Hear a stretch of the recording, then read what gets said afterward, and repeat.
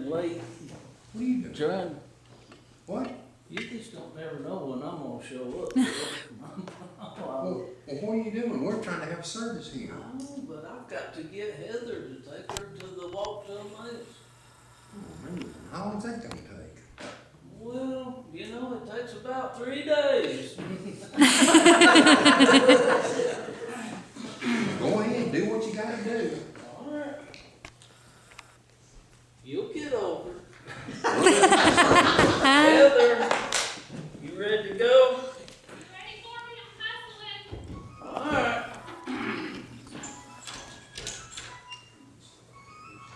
My goodness. I'm gonna need your help with my bags. Okay. How many bags you got in? 12, 5, 6, 7. I don't know.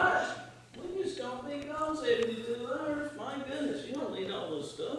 Well, you know, I like to be prepared, Walter. I like to have everything I need for the weekend. Yeah, but you know, I give you a packing list. Yeah, I told you to stick to it. you did. That's what you said, but Walter, this is the walk to Emmaus, and there wasn't even a place listed for walking shoes. I had to bring my walking shoes. You know, this is a spiritual walk. Oh. Yeah. Oh, I was prepared to do some heavy-duty hiking this weekend. That's not what we're doing? Well, I don't think so, but you'll have time to do a little hiking if you want to, but I don't think you're gonna be interested in hiking. This thing is altogether different. What you think? Okay, well, Walter, I have to say, I Googled the walk to Emmaus, and I talked to some folks, and Walter, it just looks like a cult. I got some reservations. Well, you know, it's not a cult. It is a real spiritual, eye-opening experience, and you're gonna have a great time. All right, well, just so you know, after Googling all of this, I packed a few extra things, and I just want you to see because I know that I'm gonna need, this stuff is important. I gotta have it, because I Googled it. All right. And if it's on the internet, it's true. Let's see what you got. Then I'm gonna tell you where you need to know. All right, let's see. I had to put some packing lists here on my bags, and well, the first thing is, and I was kind of excited about this part, is the mule riding. What? And Mule ride? Yeah, so I brought my riding boots. They're in here. No, And you ain't gonna ride no mule. are there going to be Arabians? Because I'll ride an Arabian horse. No livestock. Not even any inside of that place where we're going. No. Oh. I hate to disappoint you, but. No mule riding. Okay. All right. Well, that's okay. I'll ride when I get back on Monday. Okay. Okay. So Now, we can just put that over put there. the boots. Okay. I can take the boots out. After we get through all this stuff, we'll take what you need and we'll go. Okay. Well, But we can't mess around here too long. we got to get there. No. Okay. I gotta take you and feed you and water you and get you ready. Good. I like to eat. Good. All right, I brought my gloves for the chicken sacrificing. Now, I heard there's going to be chickens to sacrifice, and I didn't want to get my hands dirty. I'm a little squeamish about that stuff. No, you don't have to worry about that. No. You know, we feel that Philville does a mighty good job dressing them chickens. We like to pick them up ready to go. Okay. All right. Well, that is a relief. Now, I don't do much killing. I threaten my kids a lot, but I don't actually do it. All right, now I filled this up with blankets and pillows for the woods. I wanted to make sure I was comfortable. Got my... Oh, so you just don't understand, Heather. Okay. It's gonna be real nice, comfortable room for you to stay in with a nice bed in it for you to sleep on. Oh, will there be a heater? It's a heater. It's a heater and air conditioner. Oh, good. Both. You can either cool off or you can warm up, whichever one you need to do. Okay, well that's a little bit of a relief there. So I'll just, okay, you said we've got a bed. Yeah. But just in case. Hey, look, you won't have to go no further than from here over there to where that organ is. So you'll be in a real nice bathroom and it'll be kept for you spotless. Spotless. Ooh, that You means won't cleaning anything? Oh, that means a lot to a mom of 6 boys. I don't like cleaning bathrooms. I just don't. All right. Well, I got my phone. I mean, you said not to. Whoa, wait a minute now. Can't take no phones. You can't take no tablets, nor none. You've got to even leave your watch at home.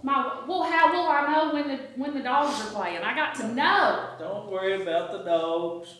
Okay. Somebody will keep you informed of what the score is. Okay. All right. You don't have to worry about that. Okay. So no watch, no phone. I don't know, that's giving over a lot of stuff, Walter.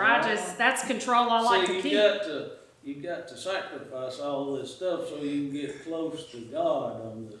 This is a spiritual walk to get you closer in a relationship with your Lord and Savior. Okay, so I guess I can give up my phone for a few days. I'll just play Candy Crush when I get home on Monday.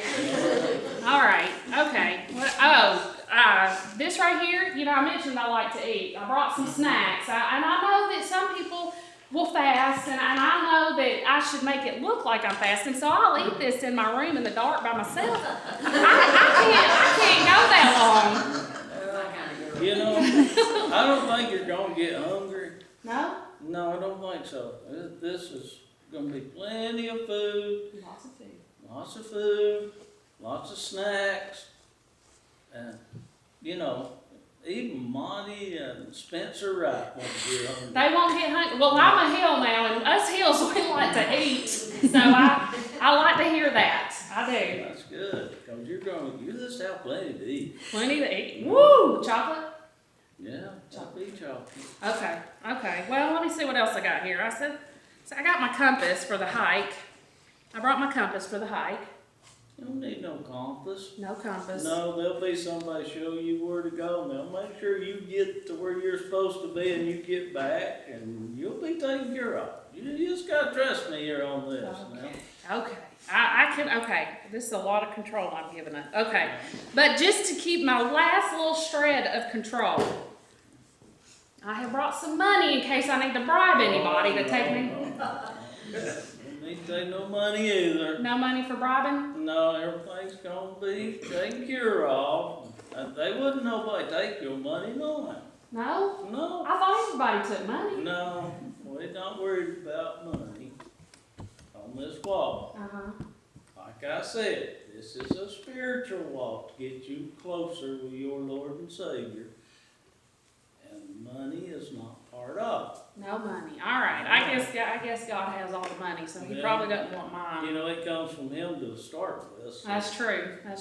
All right. Well, I guess we should take some of this stuff back. Now, am I dressed appropriately? Yeah, see, I was going to tell you. That's one thing you got right. I got it right. Yeah, you like got the dress right. Why? And you're going to learn to sing a song about the way you're dressed. Oh, what's it called? Decaloris. Do we get to dance and? Oh, you just won't believe what you get to do. All right. Well, you gonna teach me that song on the way to the camp? Well, I'll try. You'll try? Okay. I'll try. Does anybody really know the song, Walter? Well, they usually do by the time we get through the walk. Okay. All right. Well, I'm ready to learn. Okay, and Let's I'm hit ready the road. to take you and feed you and get you fed and watered so we can get over. We got a certain deadline we got to meet. All right. Well, hey, you're speaking my language. Let's go to the Sizzler.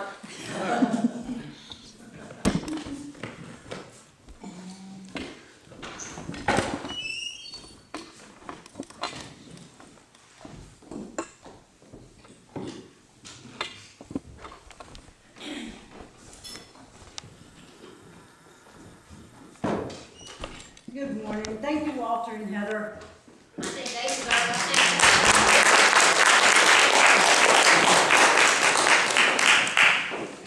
My name's Wanda Dill, and I attended the Georgia Foothills Walk to Emmaus #2, which was in 2002.